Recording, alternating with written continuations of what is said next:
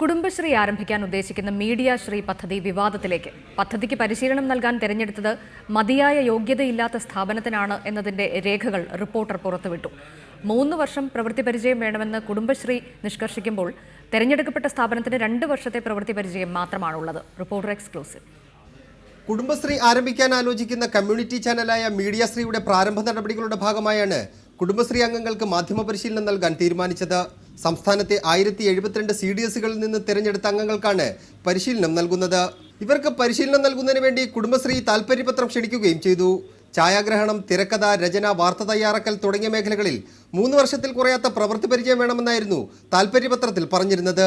ഇതിന്റെ അടിസ്ഥാനത്തിൽ 3 സ്ഥാപനങ്ങൾ പദ്ധതി രേഖ സമർപ്പിച്ചു.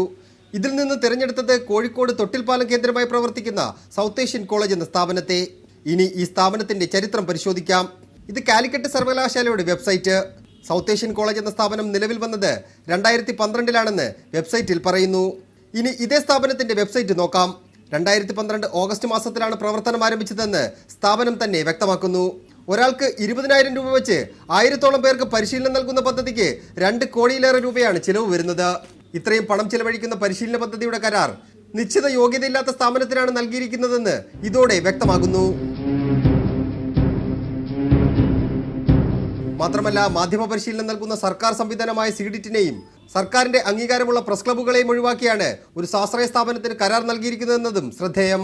എന്നാൽ കുടുംബശ്രീയുടെ ഡോക്യുമെന്ററി തയ്യാറാക്കുന്നതിനാണ് പരിശീലനം നൽകുന്നതെന്നും സൗത്ത് ഏഷ്യൻ കോളേജിന് കരാർ നൽകിയത് സുതാര്യമായിട്ടാണെന്നുമാണ് കുടുംബശ്രീയുടെ അവകാശവാദം. കുടുംബശ്രീ ഒരു കറവ പശുവാണ്. ഫണ്ടിന് യാതൊരു കുറവുമില്ല. എന്നാൽ മാധ്യമ പരിശീലനത്തിന്റെ പേരിലുള്ള ഈ ഫണ്ട് ചെലവഴിക്കൽ സുതാര്യമല്ലെന്നാണ് ഞങ്ങൾക്ക് ലഭിച്ച വിവരങ്ങൾ വ്യക്തമാക്കുന്നത്. തിരുവനന്തപുരത്ത് നിന്ന് സൈഫ് സൈനുലാബ്ദീൻ, റിപ്പോർട്ടർ.